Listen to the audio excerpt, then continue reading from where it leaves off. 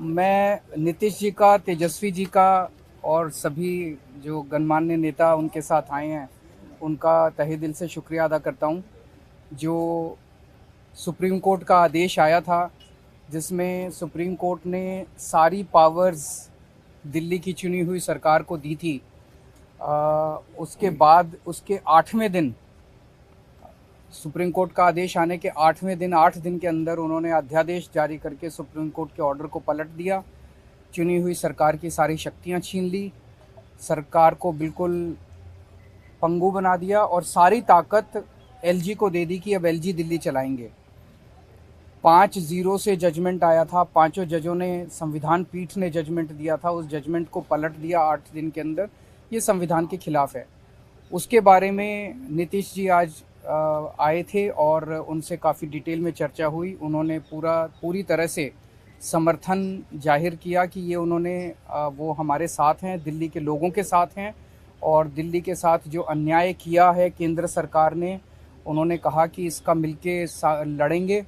और मैंने उनसे निवेदन किया, अभी वो पूरे देश के अंदर विपक्ष को एकत्रित करने में जुड़े हुए हैं। मैंने उनसे निवेदन किया कि अगर सारा विपक्ष इकट्ठा हो जाता है, नॉन बीजेपी सारी पार्टियां इकट्ठी हो जाती हैं, तो एक तरह से राज्यसभा के अंदर अगर ये इसको बिल के रूप में लेके आते हैं तो इसको बिल के रूप में हराया जा सकता है राज्यसभा के अंदर।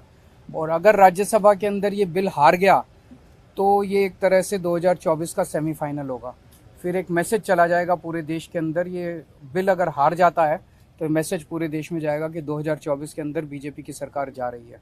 नहीं, बहुत अच्छा। तो हम लोग आए हुए थे यहाँ, तो आए ही थे आपसे मिलने के लिए, और इनको काफ़ी जो सुप्रीम कोर्ट का फैसला हुआ बहुत अच्छा लगा और हम लोग तो देखते ही रहे। अब उसके बाद जो कुछ भी करने की कोशिश हो रही है केंद्र सरकार के द्वारा, ये तो एक विचित्र बात है। अब आप जरा संविधान को देख लीजिए, क्या अधिकार है। जब गवर्नमेंट बनाई जाती है, इलेक्टेड सरकार बनती है, तो उनको जो अधिकार दिया गया है उसको कैसे आप हटा सकते हैं?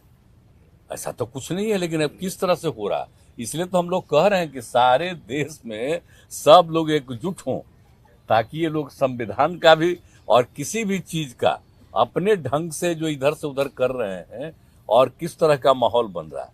आप दिल्ली में इनको लोगों ने किस तरह से बहुमत दिया है और किस तरह से सब लोग साथ हैं, और हम लोग इस बात को मानते हैं कि काम कर रहे हैं, बहुत अच्छा काम कर रहे हैं। और उसके बाद सुप्रीम कोर्ट का भी फैसला हो जाए तो राज्य सरकार को जो अधिकार है काम करने का, उस काम को रोक दिया जाएगा। ये सब तो बहुत ही आश्चर्य का विषय है।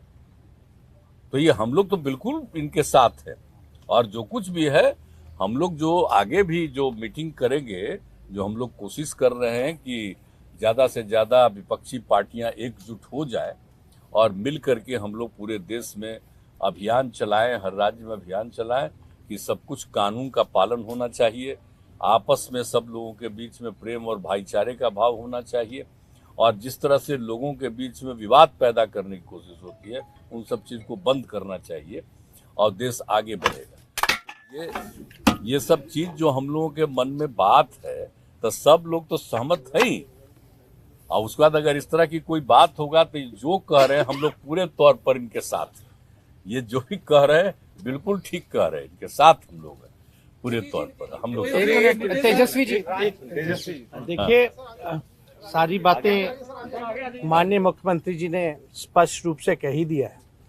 आज की मुलाकात खास तौर पे इसलिए है कि जो लोकतंत्र है, लोकतंत्र में चुनी हुई सरकार को जो अधिकार मिले हैं, और जिस प्रकार से जो नॉन बीजेपी स्टेट में जिनकी भी गवर्नमेंट है, बीजेपी लगातार उनको तंग कर रही है, परेशान कर रही है।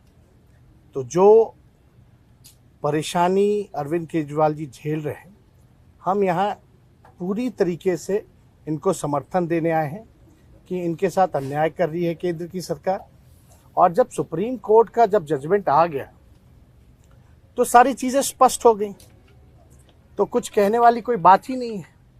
लेकिन जिस प्रकार से इनको तंग किया जा रहा है, या और दूसरे राज्यों में जिस प्रकार से केंद्र भेदभाव कर रही है उन राज्यों के साथ, तो ये कहीं से भी न्यायपूर्ण नहीं है।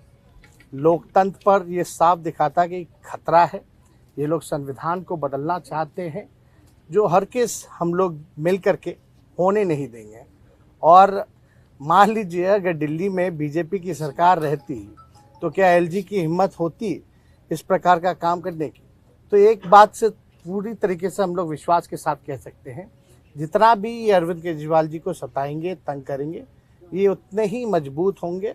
और मैं पूर्ण विश्वास के साथ कह सकता हूँ कि बीजेपी कभी भी दिल्ली में वापसी नहीं करेगी। तो हम लोग सब लोग इनके समर्थन में हैं और सब लोग मिल करके हम लोग जो है देश हित के लिए काम करेंगे।